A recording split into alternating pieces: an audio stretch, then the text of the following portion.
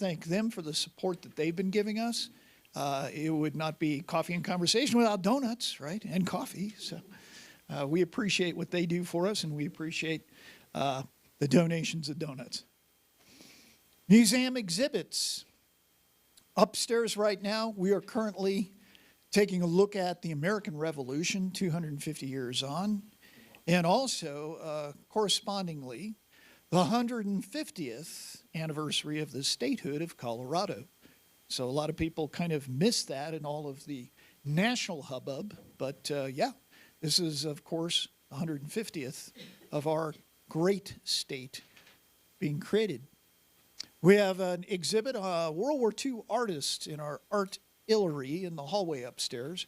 We encourage you to take a look at that. Some great sketches and paintings from renowned artists who captured World War II on all the fronts and all the experiences there. But the big announcement here we have for today. Today is the 1940s Summer Ball over at the Boulder Airport. And this is something that we have been working with the directors of that, and we have been involved in and participating in for quite some years. It is really a fantastic event. I highly encourage you to attend, but more importantly, I highly encourage you to see Tom Scholl. Tom, will you stand back there?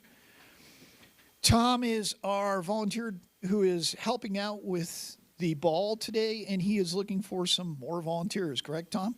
One more volunteer to help set up the tent. Leave here about noon. After the noon level go, help set up the tent. We have 3 volunteers already. We need 1 more to help set up the tent. Okay. And you can stick around. We got free parking. We got free. We got snacks. We've got water. We've got some Sprite. For tea. Good event. Yeah. And it is a fun time, isn't it? If you have never attended the 1940s ball, it is a great time. Really a step back in the past during a time when, if you ask me, things were a little more, perhaps, innocent and in some ways better, some of us might say. There is going to be also many, I think, displays there as well as our own tent for the Broomfield Museum. There's also other organizations, including some of the reenactors, right, Tom? They come out. Reenactors, there's things, there's things, there's also a lot of vendors. Yep. So there's food, there's adult beverages.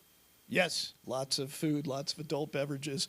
And people are welcome to kind of help out for certain shifts, right? And it does go on late to the evening, but... I think up to 2 o'clock, 2 a.m. We'll be there for around 11. Yeah. Yeah. So, I mean, you know, whatever people can go ahead and help you with, right? So, yeah, but highly encourage you to attend and volunteer. All righty. So, you know the man to get a hold of if you're interested. And there is contact information up here as well.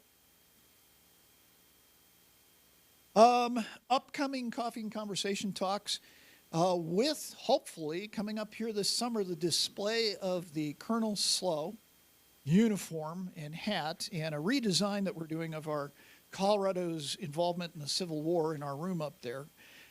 We are going to have some speakers. Correspondingly, we have Colorado historian John Steinley who will be telling us about the life and times of Colonel Slow, who was later a general. And then John Peticolas, our very own John Peticolas, and our very own Flint Whitlock, we're going to be talking about the Battle of Glorieta Pass on July 11th. A very famous battle of the Civil War, which occurred out here in the West, and just in New Mexico, and Colorado was involved in that. Flint is going to discuss the Union side. We thought that'd be kind of interesting. And John is going to represent the Confederate side, since he had an ancestor of his who participated in that battle. And we just hope the two of them don't get into a fist fight here while they're doing that. Blue and the gray. July 25th, we have Carol Kendall. She will be talking about the historic role of the U.S. Army Corps of Engineers with the Tri-Lakes project here in Colorado.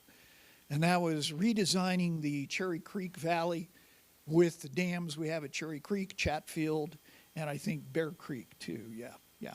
And that, of course, was brought on by some group called the Army Corps of Engineers, I think. No, we had big floods. Yes. In Denver. But I think the guys who did it were the Army Corps of yes. Engineers. Yeah, I think so. Yeah. Yes. All right. Without any further ado, I am going to remind folks to sign in on the visitor's log if you have not had a chance, upstairs or downstairs. Please silence your cell phone as a courtesy to our speaker. We encourage you one more time, become a museum member. Your donations make this museum possible. You've seen the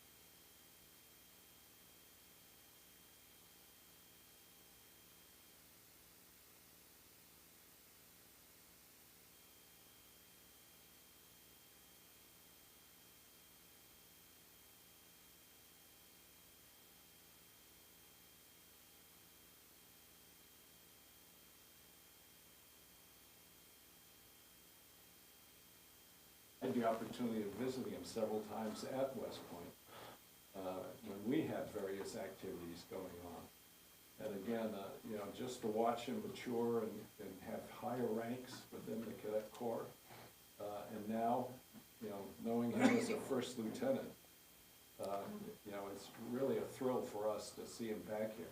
And particularly to give us some insight into what's going on in the Army these days. And particularly, looking at the topic he's going to talk to us today is so timely. So I think without further ado, Gabriel, welcome back. It's great seeing you. And all yours. Thank you.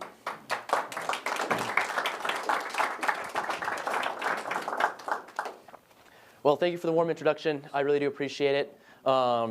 Let's say a couple little key admin notes before we get started. A disclaimer, first and foremost, the beliefs here I present are a representation of myself, my own personal beliefs. They're not a representation of the Department of War / Department of Defense, the U.S. government, the U.S. Army, or anything of that nature. These are my own critical thoughts, just on an analysis of what I see going forward with the world. That as well, ask questions. I understand I've been in this world for now, yes, pushing 6 years, understanding current geopolitics and how the Army fights, but I understand many of you have been out for a little bit longer than that. So I encourage you all to ask questions. If there's anything you guys want clarification on, by all means, ask away. With that said, let's get the show on the road. So a little bit about me, West Point 2024 grad. I was a geospatial information science major. It's a mouthful, I know.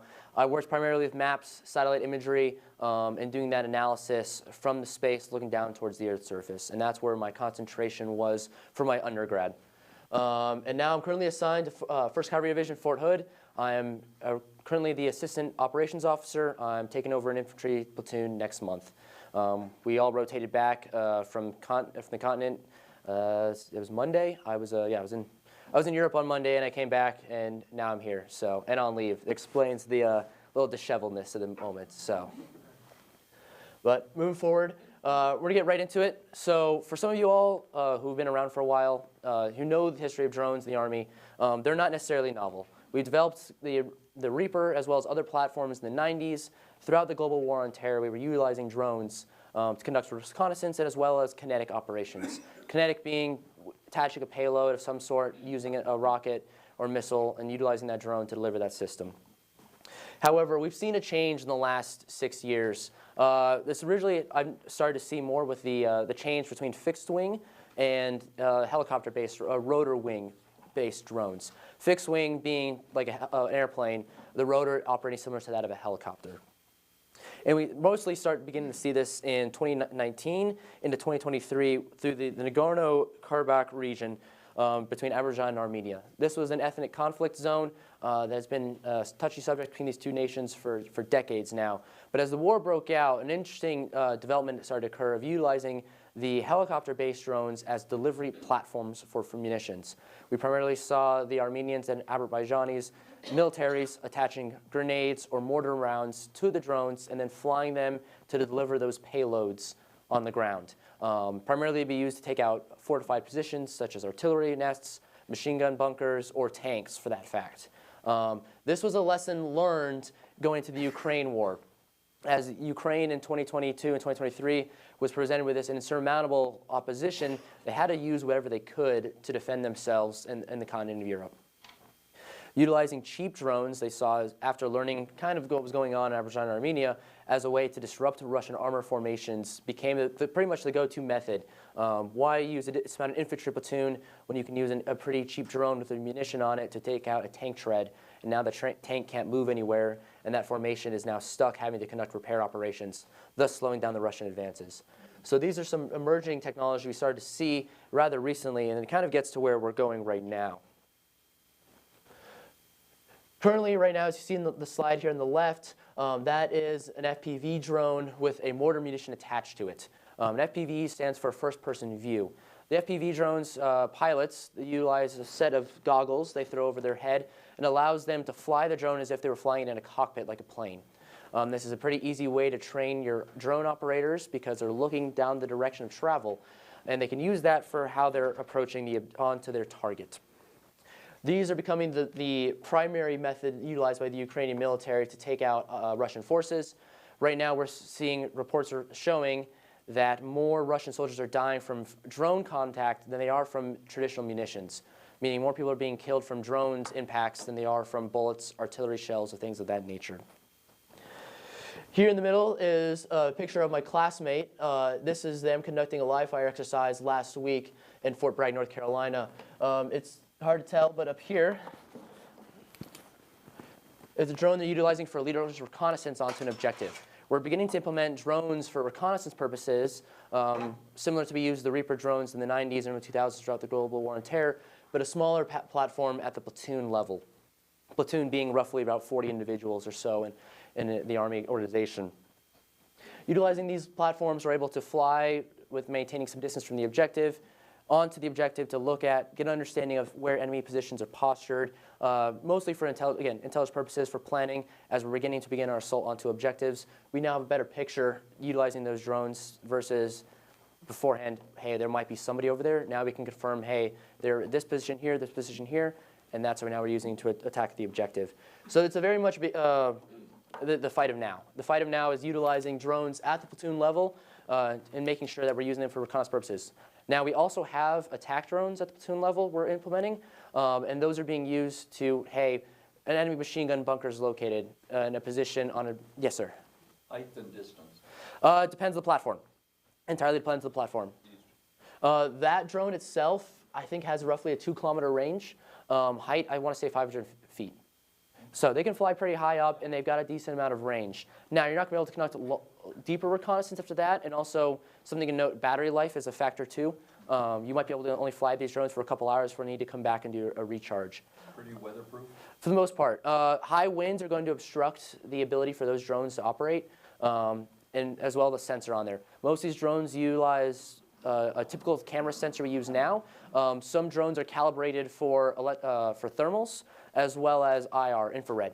So some of those platforms do exist at different echelons. Really depends on what units have those. The Ukrainians have all of them. That's part of the reason why the Ukraine war is an issue, is because while I might be able to hide my body inside of a tree or like in a low foxhole position, I can't hide my thermal signature that well. Especially at night or in the winter in Ukraine, where you, an individual who's pretty hot compared to the respective ground environments, you stand out like a sore thumb. So those are some of the issues the Russians have been running into in assaulting positions because they just can't hide anymore. There's no really way to hide onto the objective because we have traditional optics on drones, we have electro-optical for infrared, and then we have the thermal capabilities as well. At least the Ukrainians have those as well as ourselves. And here on the right, is something that's also beginning to implement. Because supply chains are consistent of an issue in a combat zone, how do we move supplies in quantities that doesn't necessarily affect our suppliers, but it also gets what we need to the fight quickly. So One other thing we've begun to implement is drones that can carry packages or munitions to the front lines. Instead of having a truck or a Humvee come up to support a dismounted platoon, that's risky. That truck has a big thermal signature and a big visual signature. We can fly a drone with a cargo payload on it, which could then carry extra magazines, extra food, water supplies, instead of having to risk leaving our position to go do a resupply operation. So we're beginning to see the implementation of resupply drones now being as the primary method for resupply, at least for smaller dismounted infantry platoons. Vehicle platforms requiring fuel or other larger echelons of units will not be able to be supported by those kind of levels of drones. You just need a higher level of care, higher level of roll 2 as well for those things like that. This just works for the pretty easy, hey, food, ammunition, water, we can get that really quick to the front lines. And this is where we get into the American advancement. And this, something I'll mention as well, to the point, hit the last slide real quick, with the principle to find, fix, finish in the kill chain. So I mentioned the optical piece, so the finding piece, utilizing these drones to find the enemy. That's the biggest thing right now is finding the disposition of ourselves compared to the enemy. Once we've identified that position, we then go to the fix phase. The fix phase is fixing an enemy formation into the position they are currently, utilizing FPV drones or other kinetic methods to prevent the enemy from moving. If an enemy dismounted platoon takes, let's say, 2 casualties from a suicide drone that hits that area, now you have to spend manpower, time, and energy to move those casualties away from that location, in which now your security position is compromised. You're not going to be able to move as quickly as you hope to. So once we've been able to now fix the enemy position, it goes to finishing. Utilizing communications to contact to with the FSO, your fire support operations, your artillery echelons of the rear, or mortars. Once you've fixed the enemy, you can now finish them using mortars, or even then you've made the enemy unable to operate and maneuver, you can now use your own friendly forces to kill the enemy that's in the position. And that's what we're seeing a lot in Ukraine as well. The Ukrainians have gotten very, very good at that. The Russians, they know they cannot move as close to the Ukrainian front lines. Their attack positions are sometimes 1 mile or 2 miles away from the actual line of battle. That's where they do their prep for their missions and things like that. But they begin their insertion about 2 miles away to the battlefield, to the front lines. During those 2 mile movements or so, the Ukrainians find them. They use those drones that are constantly flying overhead to find the Russian positions. Then they'll use a couple of suicide drones to take out a couple of Russian soldiers. The Russian soldiers are then unable to maneuver on the battlescape because they have casualties. Now they have to focus on getting those casualties out of the area. And that slows them down. And that'll slow them down long enough for either the Ukrainians to utilize artillery, or the Ukrainians will dispatch their own infantry formations to go find and eliminate the rest of the Russian threat. That's the find, fix, kill chain we're beginning to see, and we're kind of continuing to see throughout the war in Ukraine. And that's beginning to be our doctrine as well, looking at how do we utilize drones the best we can without putting American troops in the front contact if we don't have to, utilizing them to utilize that kill chain, and then continue on for follow-on missions. So the American advancement. Currently, the United States government is investing heavily into drone warfare. It's something that's been a little bit unprecedented. We've spent billions of dollars in defense contracts right now. At least where I was currently at in Eastern Europe, we had civilian companies come in. They were showing off their technology from us. They were showing off their technology that was working in Ukraine. They would show us, hey, this is how we utilize in the Ukraine conflict. Here's how the American Army would do it. We implemented it into our testing. Whenever we were conducting our maneuvers or training exercises, we would utilize these drones and understanding of how we could operate them and introduce them to doctrine. We'd also give them feedback to the developers and the engineers. Hey, this battery life might not work. Hey, this sensor has this issue in this certain temperature range. Those are things we would present back and provide feedback. Operation Flytrap 2026 also occurred recently in Lithuania, in which it was a joint exercise between the 2nd Cavalry Regiment, the 1st British Paratroopers, and a German, I believe it was German 2nd Cavalry Squadron, in which we all worked together to train on drone platforms and work on our responses to them. So, hey, we identify a drone, how do we respond, how quickly respond, and then how quickly we can respond with countermeasures. Yes? What sort of anti-drone capability would you run? So there are some options we have at the dismounted level right now. One being is, imagine a giant backpack with a battery on it. What it does is it uses concentrated rays across the electromagnetic spectrum and you point the little laser at the drone. It fries the internals and sensors of the drones. Primarily, you're using focused energy to overheat the drone. Once the drone overheats, it more likely crashes. Or you can utilize jammers. Jammers have been continuously a thing throughout the war on terror. We're utilizing them now at the armor level, where we're putting them on vehicle platforms to really mess with the sensors of drones. That way, when drones start flying in, they start losing signal, and as soon as they get close to an American position, the drone signal is disconnected from the operator and it crashes. Yes? The fiber optic option, where you're dragging a line to somebody on the ground, is that proving very effective? Fiber optic do negate the effects of some of the jammers, but you're also limited to distance upstream. That's the fiber optic issue. In the case of Ukraine, fiber optics have been very beneficial because they're dealing with front lines that are pretty close. They don't mind having a mile of fiber optic line back to their source. They'll use that for those drones. But for other formations, it doesn't necessarily make sense to use fiber optics. But fiber optics do negate some of the jamming sensors. So that's something we have to consider as well, as if you're using fiber optics, our electromagnetic spectrum is not able to jam completely. That's where we might need a more directed sensor, which the directed sensor can, again, melt the internals of the drone that the fiber optic cannot deal with. Any other questions? Yes, sir. Drone against drone. Have you seen any of that? Yes, we have. There are, so it's interesting to say, and that's because right now everyone's trying to figure out drone warfare a little bit. The Russians and Ukrainians are using some primitive methods, how they're doing it. Some of it is as, hey, I have a drone with a net attached to it, and that net is just messing with drones the other area. Some of them have payloads on there as well, so it's using like a little using a drone as an interceptor. I don't know if any of you were following the news in the last 24 hours, 48 hours. Moscow has currently been hit with several long-range Ukrainian drones. They were trying to utilize drones as interceptors, so using smaller drones to impact the big drones to take them out. So there's definitely some of that that's going on because at the end of the day, a drone is significantly cheaper than a $1 million interceptor. That's the issues we're seeing in the Middle East right now with our air defense assets. Our air defense assets, each air defense missile can be in the millions to tens of millions of dollars per missile. And the Shahed drone, which is the Iranian loitering ammunition drone they've been using a lot recently, that platform can be made for around $10,000, $15,000. So in terms of a cost-benefit piece, countries have to make the calculus of how much money we're going to invest in our drones with their interceptors, and then as well as are we utilizing our interceptors in the Middle East for drones, we can use them for rockets instead. Because we can take out everything in the sky, but that means if we take out everything in the sky, that costs a lot of money for us. We deplete our resources. So it becomes an analysis for commanders. What do we want to spend our money on for intercepting, and what do we want to really take out? Because the smaller drones can be jammed, or we can use a big missile to take it out. Yes? How much does a typical drone cost? Depends on the platform and size. The smaller ones can be a few $100s to a couple thousand.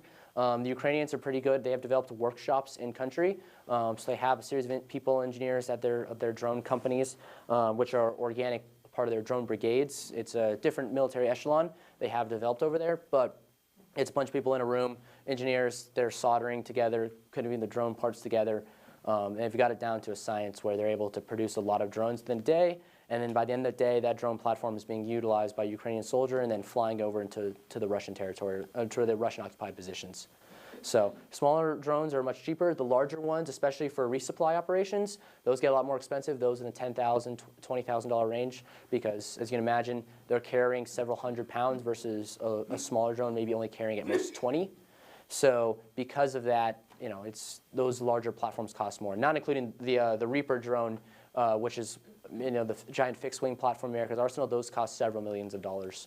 So every time we lose one of those are it's a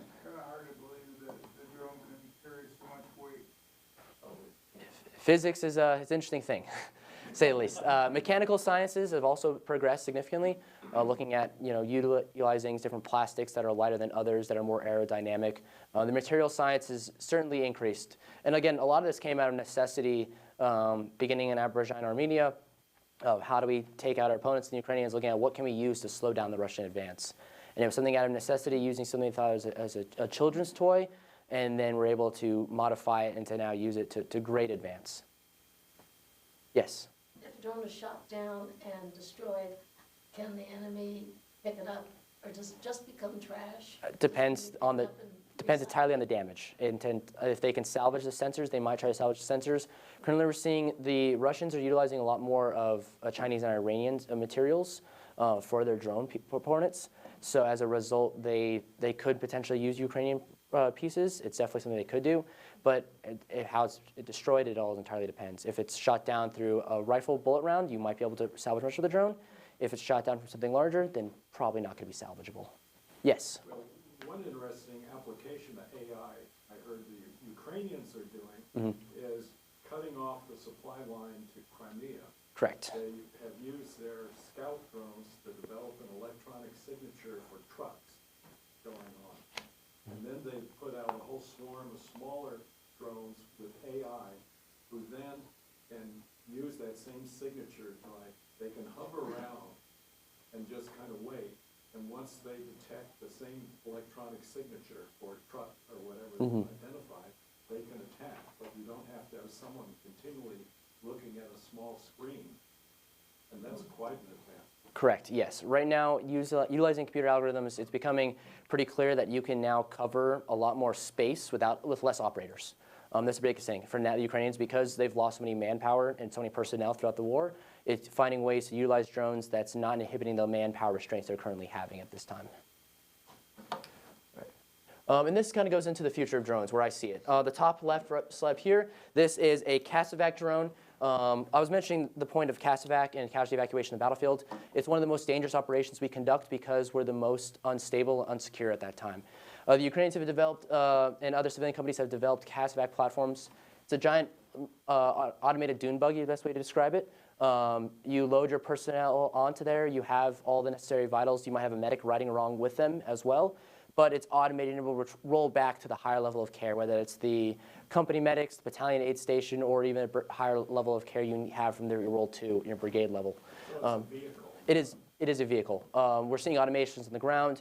The PLA right now is somewhat concerningly using, have any of you seen the Boston Dynamic robot dogs? They're attaching machine guns and using those for ground operations right now. The concern with those, obviously, is that they have no way to reload those drones. There's no way for them to really automate them besides just a robot dog moving forward. But those are things we're seeing on the ground as well, the automation on the ground level. The top right is a smaller drone, again, another reconnaissance asset. We're seeing those as well. As technology and material science is increasing, so is the size of the drones for certain reconnaissance pieces. That's the biggest thing right now is drones, because, especially in Eastern Europe, everyone can now detect the sound of them. How do you make them smaller, quieter, so that way you don't know you're being watched at all times? And the bottom right is the manta ray drone, I think developed, I want to say, not by Boeing, but its defense contracting is moving forward with them. And we also saw, I don't know if you saw last week, 2 American pilots were shot down over the Strait of Hormuz. They were rescued by an autonomous drone vessel that was attached to the carrier strike group in the region.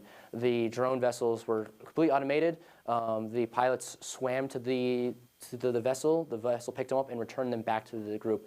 So we're seeing an increase in naval automation as well. But the manta ray drone is designed for underwater operations. The thought is, hey, if we're dealing with torpedoes in a conventional conflict, the manta rays can be underneath the carrier and act as escorts. And if a torpedo comes, it'll move into the direction of a torpedo, intercepting the torpedo before the torpedo hits another vessel. And as well as for submarine reconnaissance purposes, some of these automated underwater drones can go deeper than traditional submarines. So it's utilizing them as well for reconnaissance purposes, and the idea of a potential fight breaks out in the Pacific in deep water. We have some of these drones to operate underwater to help the Navy in conducting naval operations. So that's something that, and I'm not as well versed in the naval side, but it's something we're interested seeing as well, where it's not only the Army, it's not only the Air Force, it's all branches of the military are now utilizing drones as a way to carry out operations that we didn't think before. Of note, I think the Air Force is now experimenting as well with utilizing drones as escorts to their fighter aircraft, i.e. that the fighter aircrafts would carry 4 or 5 drones. They would fly to a location, they would detach. The drones could then detach and either be used for attack purposes or reconnaissance purposes. So I think of it as a plane carrying little other mini drones that fly around. We saw that as well. The Iranians developed with the Shahed drone mini drones that pop off of it as well. So we're hitting droneception right now at this point. So it's getting a little silly and goofy, but it's innovative to say the least. And now we're getting into despot non-state actors. So something we've identified through the national security strategy in the United States is that the rise of non-state actors playing a critical role across the world. Now, no, non-state actors don't just apply to terrorist and paramilitary organizations. The Red Cross is a non-state actor. NGOs are non-state actors. Toyota, as an automotive company, is a non-state actor. Like corporations are also non-state actors in conflict zones. They're just because necessarily, like we talk a lot about terrorist and paramilitary organizations, they're not the only non-state actors that operate in regions. But what we're seeing right now is the issue with non-state actors and mostly being funded by other countries. Primarily, we're seeing this through because it's plausible deniability. This is not a new occasion. I'll actually roll to the next slide. This is not a new occasion. Top right are the Contra rebels in Nicaragua. As many of you are familiar, they were funded by the United States government, however, acted as non-state actors in the country Nicaragua. The Viet Cong as well on the top left were also non-state actors that operate within the country of Vietnam. They're continuing to be problematic to this day, but historically, they give countries plausible deniability to operate in a clandestine manner when countries don't want to get their fingers involved in conflict zones. Again, I have other examples I can reference right now. The Contras, in the Cuban exiles during Bay of Pigs, as some of you are familiar with. The Taliban itself were considered a non-state actor after they lost power in Afghanistan. Now they have regained power and now legitimate political authority in the country. But we've seen this as well with the Irish as well, where non-state actors will have political power, lose political power, become a non-state actor, then regain their political power and becoming an official state actor later. It's not necessarily a hard definition. Countries can go in and out of this, or organizations go in and out of this range many times. And this goes into separatist groups in Ukraine. The Russians financed separatist groups in Ukraine in 2014, to which then acted as non-state actors to cause disruption, which led to the initial annex of Crimea. And then here's some current non-state actors around the world. Hezbollah on the top left has been making the news a lot recently with a lot of flip-flop on peace deals. On the top right are the Jalisco New Generation Cartel out of Mexico. They are a remnants from the 90s and early 2000s. They're continuing to be a prom. I don't know if any of you saw the news. As of February, they took several hostages after a successful raid by the Mexican government, taking out one of their cartel bosses. They killed, I think, over 50 people in Guadalajara, Mexico, while they were going around raiding, killing police officers, things like that, as a response to the strike it conducted against them. They're very much still active, not only the Jalisco New Generation Cartel, but also in Venezuela and FARC. For any of you who are familiar with FARC was a communist group out of Colombia. They currently receive weapons from Nicaragua, from Venezuela across the border, and they're continuing to be an issue. There was a peace deal, but after 2024, that peace deal has somewhat fallen apart, and they're now continuing to be active in the Colombian countryside. They're remnants of cartel violence and as well as insurrection violence in Latin America. They're still an issue to this day, and they're still going to continue to be an issue as they're occupied in the Colombian highlands. The bottom left is currently down in Myanmar. There's a military junta that has taken over the country following COVID in 2020. It has been a very bloody civil war. It doesn't make much of the news right now, but there are plenty of paramilitary groups fighting in that country trying to regain political power. Myanmar was a democratic country prior to. The military junta has taken over, and with support from the Chinese government, they're able to continue to suppress the people in Myanmar, and it's been a very mess. It's just been a mess recently. Civilian airstrikes have been all but a common occurrence. There's been a lot of civilian casualties, and given the geography of Myanmar being dense jungle, it's been really hard for both sides to really gain the initiative fighting through that kind of terrain. But I imagine you've seen a lot more examples of all those groups using drone technology. Yes, we are getting there. Challenges of non-state actors in conflicts. For any of you who are aware of GWAT, coin operations can work. They also can't work. We have to be extremely careful in how we address and how we interact with non-state actors. I think some of the foreign policy issues we've identified with non-state actors is because we've had a refusal to work with or cooperate with some non-state actors, which has thus increased the violence in certain regions. And that gets us to some of the democratization of warfare. So as we've seen drones become a play and an increase of technology on the battlefield, this actually enables non-state actors more and more. And the reason I refer to it as the democratization of warfare being the idea of democracy of everyone having a say. It's now we're seeing paramilitary groups and terrorist organizations have more technology at their fingertips, thus allowing them to have more of a say in the battlefield than we ever thought before. That technology enables them to operate similarly to traditional militaries. The top left is a smartphone device. We've begun to utilize them in the United States military for a few years now, but non-state actors are also starting to develop them as well as their NATO partners. Other countries use them. It's a tablet you have attached to your uniform in which it allows your commanders to send out information, text, upload maps, any graphics, things of that point. But that technology has now become available to non-state actors. We're seeing Taliban, other organizations start to use these devices because, again, it allows for encrypted communication. There's more and more encrypted software out there that exists today that people can utilize to send messages. It's very easy for now to, hey, I need you to go hit this building at this time. Here's some satellite imagery that's publicly available, and they're able to utilize that on the battlefield. And then, again, to the point of drones, it's now drones have much more say in the battlefield with that kill chain. They're now becoming more and more prevalent. We're now, instead of, hey, we don't know what's around there, we can now fly a drone up, a really cheap, easy drone to fly up, do a little reconnaissance around where we're operating. Okay, I have a good sight picture of what we're doing. Okay, let's execute the mission. And that gets my point, satellite imagery, encryption, and accessibility. Google Street View is extremely beneficial for anyone trying to plan missions. We found this in Eastern Europe working with our partners. They're utilizing Street View a lot to walk people onto the objective. The thought is, hey, we're at point A, we need to get to point B.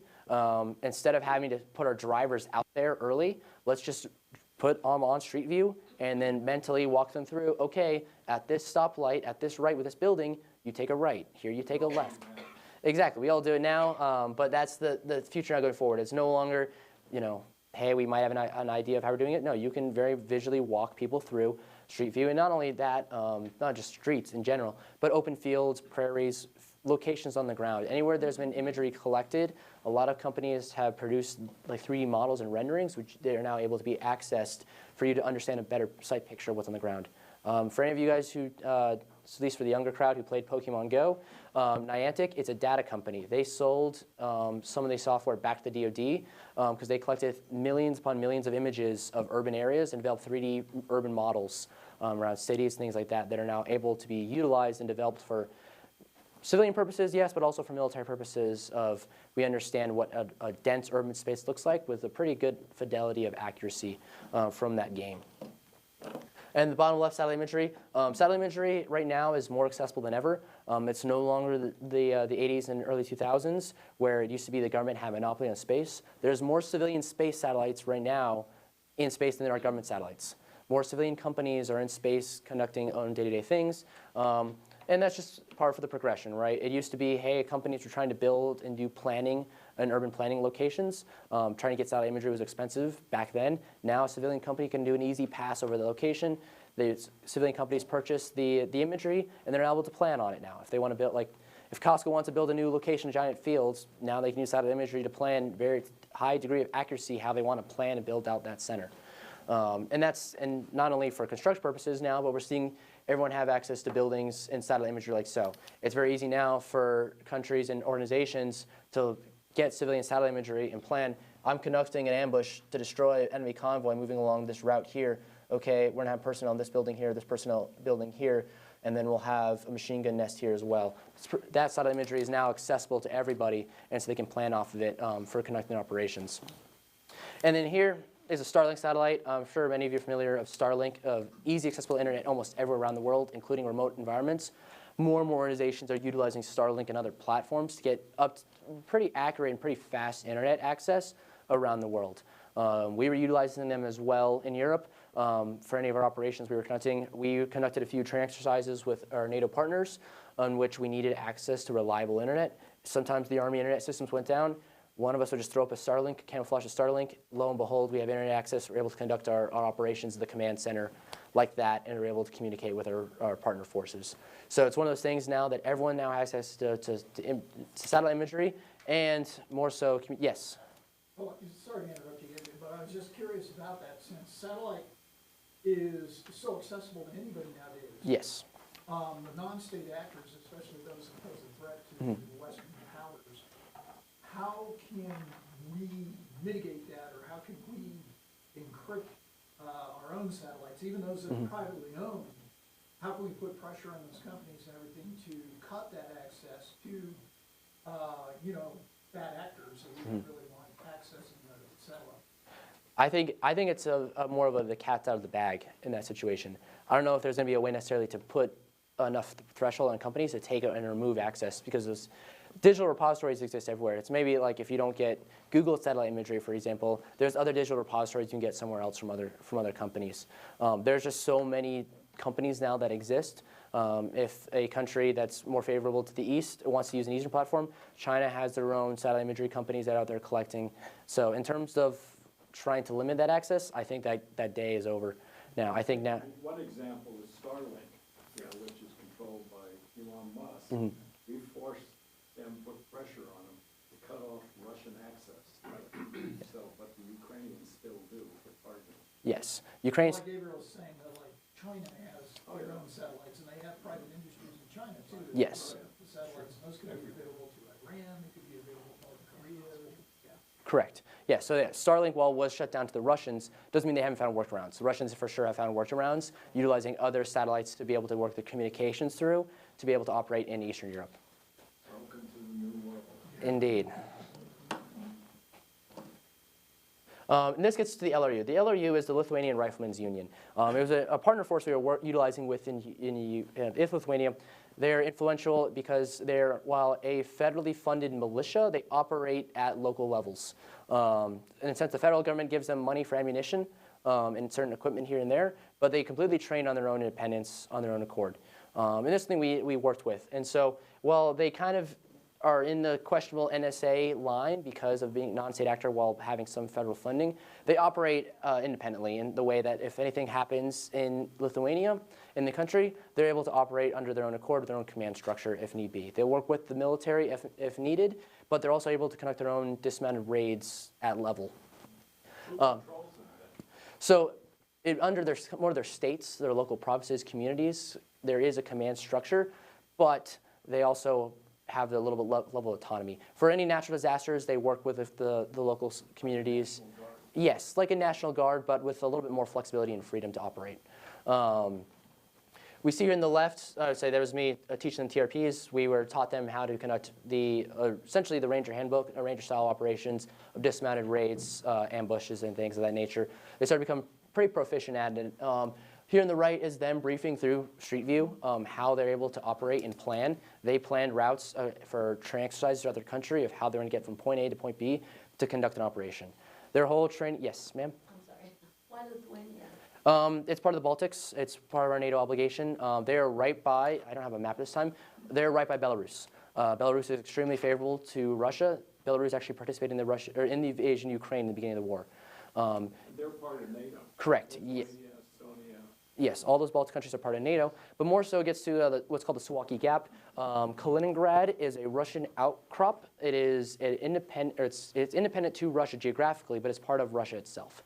It is, I forget how big it is. It's not very large. It's maybe 50 square miles of land that's part of Russia, and Russia operates their fleet out of that base.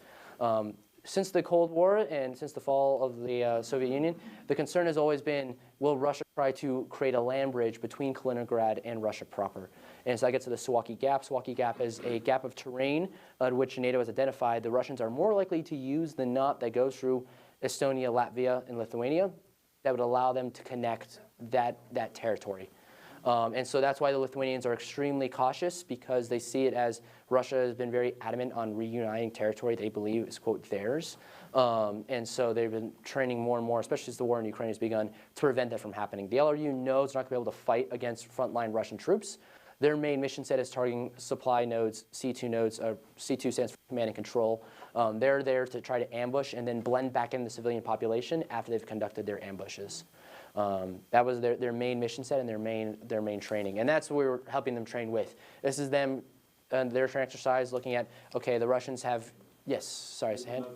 Does that enable the LRUs for Lithuania to deny the state deniability?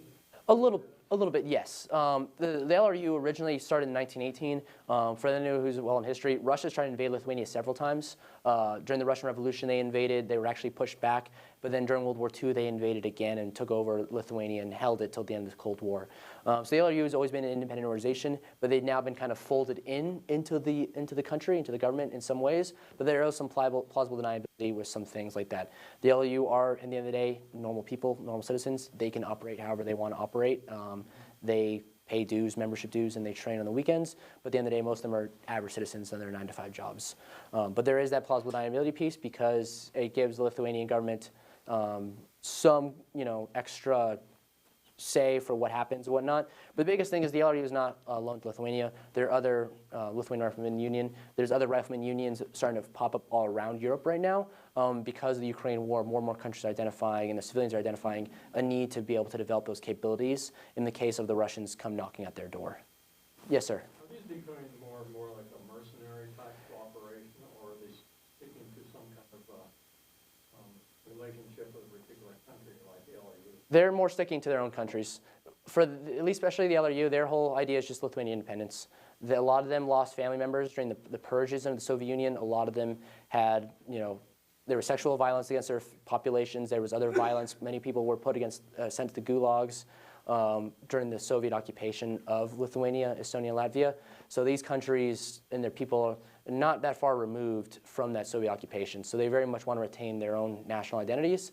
And these organizations are there to assist in retaining those national identities. Yes? What I was going to add is that since the Ukrainian invasion, there has been a huge surge in nationalism amongst the Eastern European nations. Yes. Yeah, you're absolutely dead on. All those. That they're scared. Yeah, they are scared. It's concern definitely because you take a look at their history, but their nationalism is the way that they see as protecting themselves, and that has had some backlash too, because as we know, a lot of those countries have elected more right-wing governments that are anti-immigration. Correct. Yes, sir. So is the LRU involved in any way with Ukraine? For training purposes and No, they learn lessons from Ukraine, but again, they're not there actively? they're not there actively. All the time, Ukraine has sent envoys out to other countries. They send out people to teach us. We learn from them. We also send people there to train with them, i.e. Ukrainians will come to us. We train them. We send them back to Ukraine.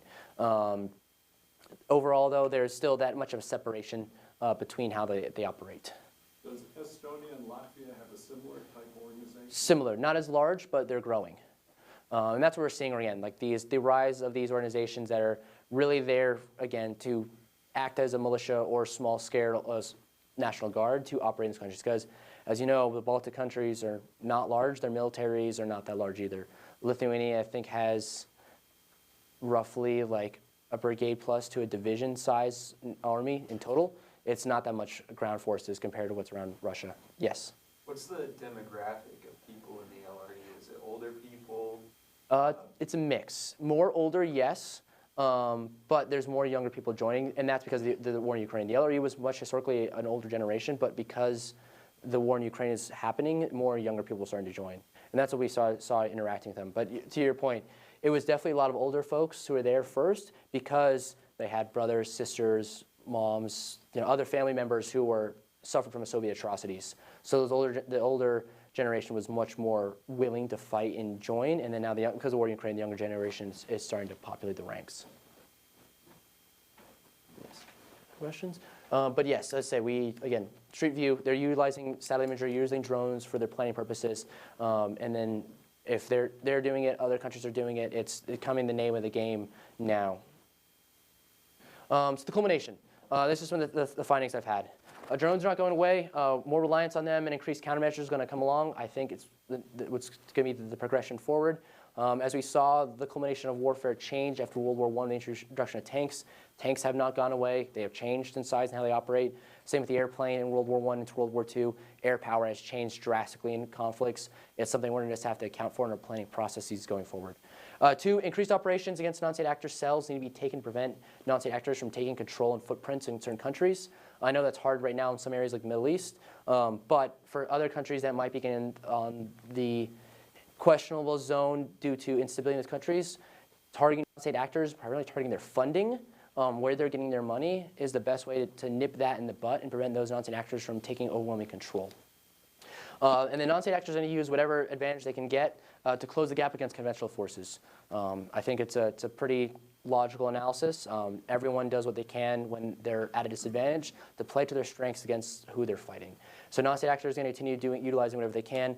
Right now we're seeing with Hezbollah, they've reopened a lot of their trade routes throughout the Middle East to get access to material.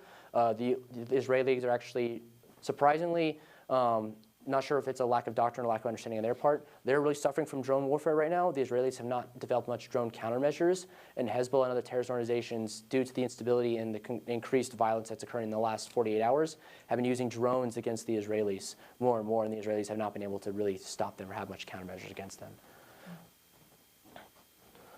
And solution to go forward, anti-drone system, I know it's a bland thing. There are many things happening in the forefront that I cannot address or talk about in that regard, but they are coming. Anti-drone systems we already implemented them, and we're continuing to develop and refine our current anti-drone systems. I'll leave that at that. Targeting non-state funding, utilize intelligence and conventional targeting. I think right now we're in an interesting age where we need to look at clandestine special operations as a way to target non-state actors. I know the zero dark 30 fallacy has always been a thing of how much special forces can do one thing versus other things, but it's something we need to continue to utilize to target non-state actor funding. Whether in Latin America, the non-state actors primarily use cartel money and use drug money as a way to gain the money to do their operations. Continue to target those fundings, put the pressure on them there.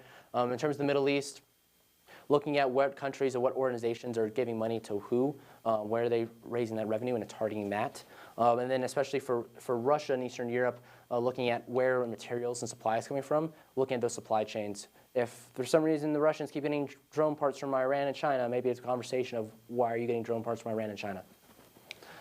Continue to develop relations with local organizations and forces trying to gain trust. This gets into the non-state actors in conflict zones. We look at, hey, how do we work with those local partners? It is some of the coin we've worked with throughout the war on terror, but I think it goes to show building trust in those localities, making sure they turn away from non-state actors and trying to prop up local governments might give us the best chance preventing those non-state actors from continuing to have a foothold in those population centers.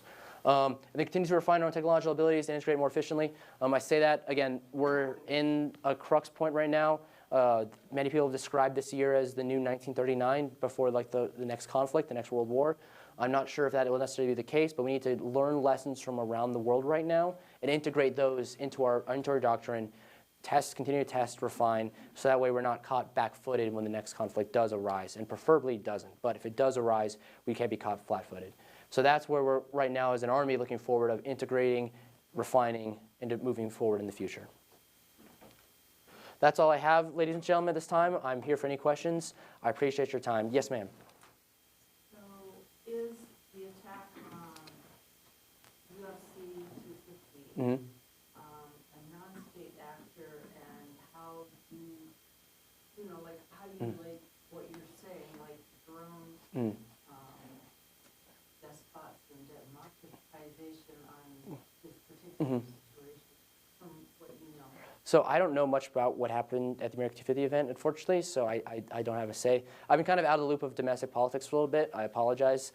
Just being overseas for a while, I was following mostly the international side. I unfortunately cannot say because I'm not well familiarized on what those groups were, what their motive was, or anything like that. So I apologize, ma'am. No worries, yeah. Yes, sir. It seems like you're either on the cusp of a really exciting post-military career, or is it burning you out already? Because it seems like an exciting place to be, but also I can see it to be a lot of tension. I hate to say it like this way and come across the wrong way. There are more factors to deal with now and address now. At least that's what I've been told compared to previous conflicts. There's a lot more things we need to work on and how we're training and how we're integrating new systems. There's definitely a little level of burnout. I think part of it is, as you know, certain parts of the military get more funding than others. 18th Airborne Corps, which encapsulates the 82nd 3rd Infantry Division and the 101st Airborne, they all get more funding to do a lot of different things. Where I'm at with 3rd Corps at Fort Hood, we don't get the same level of funding to certain drones, certain other technological advances. So sometimes it's hard because we're trying to plan for these things with less funding because our funding has to go to tank maintenance and not to dismount infantry operations. So it's something we've kind of identified in third corps as an issue. Depending on how the next fiscal budget will come along, we'll see how we can start integrating more of these systems. We have things planned out, but as you know, defense contractors, and by the time we have purchased a piece of equipment, have begun fielding it, testing it, the Army might come out and say, hey, we don't like this anymore, we want to try something else. Currently, we're experimenting with the M7 battle rifle, which is the new battle rifle replacing the M4 carbine right now. We'll see in 5 years if the Army still wants to keep working with it, or if it's going to be, we're going to go back to the M4. So that's kind of where right now it's been a little bit of a headache, because we want to integrate new systems, we want to be able to address these threats, but we have some institutional setbacks and handcuffs that are holding us back from being able to kind of fully develop where we want to go. Unfortunately, not all of us are the 82nd Airborne who has the infinite money they seem to have to do things they want to do. So, Well, the biggest challenge, it seems to me, are your frequent deployments. yes. You know, it used to be you move a unit to Europe and it'd stay there for years. Mm-hmm. Now you're in combat groups. Yes, and we. you come out and back and forth in 6-month rotations or less. This past fiscal year, we were in the same combat, or so we've been at the same rotation ratio as they were in the surge in 2012. Our units are still rotating. Now, they're not combat rotations, but we're still going everywhere. For at least the armor brigades, it's 18 months off, 9 months rotation. So that's been the traditional train-up, and it's the train-up we're continuing to maintain right now, which is a pretty high op-tempo. The more issue we run into is that the maintenance piece for our vehicles and our equipment. 18 months, believe it or not, is not a lot of time to get all of our stuff back, repair it, fix it, train on it again, to then go deploy for another 9 months. It really is not a lot of time, and so we're running into this issue right now of how do we fix all of our stuff, integrate the new system we want to integrate into our training cycles for the next fiscal year, and then on top of that, prepare to deploy on top of it. So it's just been a very difficult time, op-tempo, with us being able to take our equipment we have and hopefully operate forward. So we're assuming, so at least for our brigade, we're having a little bit of a modernization window coming up where they're giving us an extra year to integrate the systems, so we should be better prepared for our next rotation. But a lot across the Army, and even not of the Army, but the Navy and Air Force are struggling with trying to keep up with the demands. I know the Navy is having historical setbacks right now with fielding new vessels. Seems like most vessels are at least 2 years over delayed schedule and over budget by a certain fold. So across the military, I think we're trying to find a ways, to catch up to some of our peers, especially the Chinese. Chinese have been pretty good at implementing new technologies. Now, how efficient and how good their systems are is to be determined, but it's something we're aware of and trying to keep up with their pace. You don't have to have perfect technology, you just got to have a lot of it. Yes. Yes, sir. Will AI enable drones to operate not after a year? Yes. So the United States policy has historically always been that we like we like introducing automation. We still like a human behind it more often than not, because if anything happens, who do you put blame for? And that's always the United States system. And if you look at pilots more often than not, especially commercial airline pilots, don't fly the plane too much. A lot of it's programmed to the computer beforehand. They manage to take off and landing, but most commercial airline pilots are not actually flying the plane. It's all automated on its way over the route. And so I see that for drones. We'll have people behind the chair operating them, but there might be some people, like the drone might be doing most of its own calculations for its routes and how it's operating itself. We'll still have a person behind it, but it might not be manually controlled the whole way through. And that's what I could foresee happening for the future. And then I saw a hand back there, yes. I remember, I think you might have been last year, the year before, I saw there was a lot of research on these asymmetrical propellers that are a lot wider. Did that end up getting into that? So yes, there's still like a change in propeller technology out there. I cannot say which systems have and which systems don't. That's where my knowledge is a little shortcoming on acquisition piece. I don't know which model a drone has versus the other.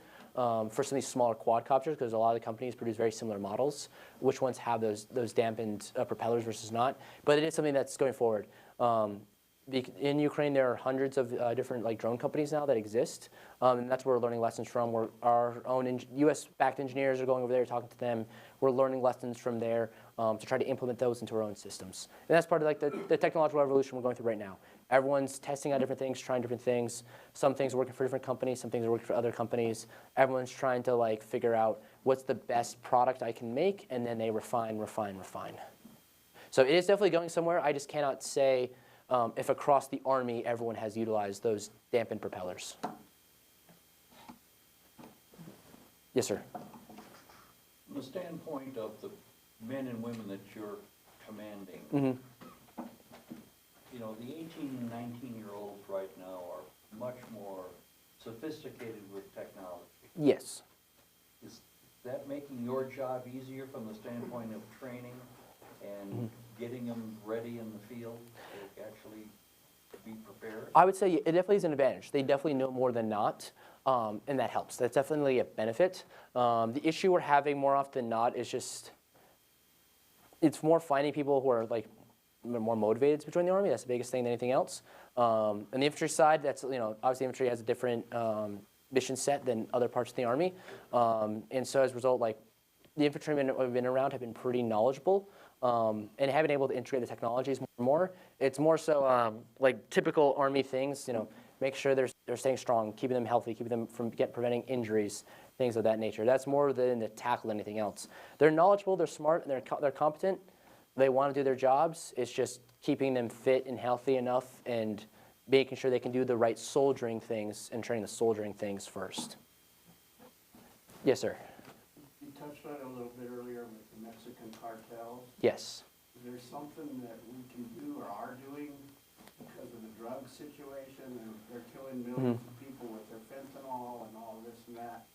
And just yesterday, there was a big story on cartels again in Mexico, and they don't seem to be able to do anything about it because they're so close to us. Are we going to help them, or are we helping them? We have, so I know there is a policy between the United States government and Mexico for intelligence sharing purposes. So there's definitely some of that occurring right now. In regards to the border, many of my peers and counterparts are deployed at the southern border right now as part of the U.S. government, the U.S. Army's assistance to southern border operations, helping out Border Patrol. So there is Army personnel plussing up the border. And the Navy and Coast Guard continue to patrol the Gulf of America / Mexico, what we're going with on that, and also the Pacific as well. So there's continued operations. It's just the fact, it's a geography issue, really comes down to. As many of us, or some of you have been around the museum and aware, Mexico and its vast borders of desert with us has been a problem with the United States. Since the Mexican-American War, since Pancho Villa, that terrain has been is easily accessible by people who go down in small quantities, maybe on horseback or on foot, through the vast space of terrain. So it's just continuing to put people at the border at certain areas to try to identify the smuggling routes and stop from there. Those smuggling routes have changed. We've seen more of an influx of drugs from Canada now, where the cartels have moved the drugs to Canada and have moved down that way. Because that's, again, we don't worry about our Canadian border nearly as much because we have a very healthy relationship with the Canadians. But now we're seeing that for smuggling for personnel and drugs and equipment have come through the Canadian corridors more and more often because that's even less regulated space, a lot of dense forest and woodland areas that the United States government doesn't bother to normally monitor and check. So we are continuing to monitor the southern border and try to do efforts against it, but it's like sometimes it's whack-a-mole with some of these cartels. We're knocking out one smuggler around here, they pop up somewhere else. And we're continuing to try to find ways to stop those smuggling routes. It's also a sovereignty issue for those countries. Yes. You know, we're the big bully in this area, and no government's going to, acquiesce to having a lot of our forces and stuff roaming around their country. Yes. I don't think the Mexican president wants U.S. forces in Mexico. It does not send a mess. It doesn't tell the Mexican people that she's in charge. And so she wants to maintain her own sovereignty of her own country. So it's a really tough issue right now regarding putting U.S. troops on the ground in Mexico. I think the United States government wouldn't be opposed to doing so, but the Mexican government does not want us in that part of in their backyard. Just ID them in the area with the drones, and then you don't have to have any ground troops. That's where you get into international law questions. So I'll let the politicians figure that one out.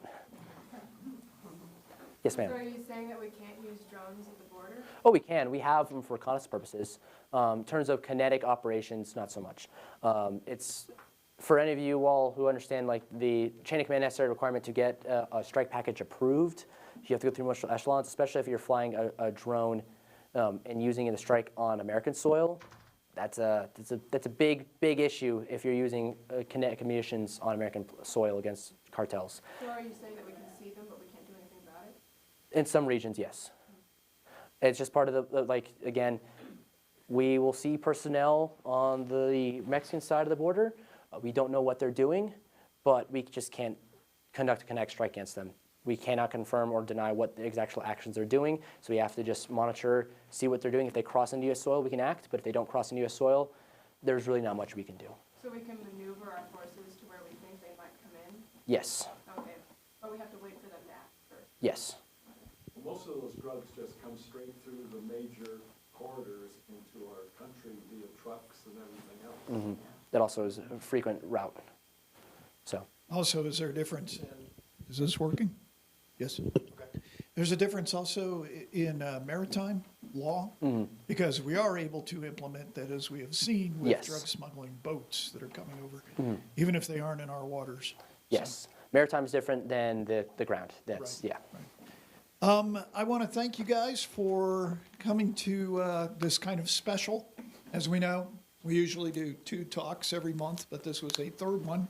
We wanted to definitely host Gabriel and have him here, and due to his time commitments and active duty, this was the best way to do it with a 3rd talk this month. But, and Gabriel, we want to thank you for being here. If you guys give him a hand.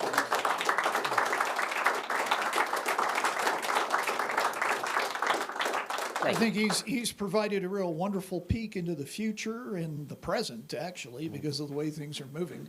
And we'll have some, also some time here that if you individually want to come up, Gabriel, is that okay? That's Ask you perfectly some fine, yep. questions or have a conversation with you. But from the museum, I'd like to show you our appreciation by giving you this challenge card. Thank you so much. You betcha. Thank you. And folks, thank you for coming today. Have a great day. The other visual. We may see something.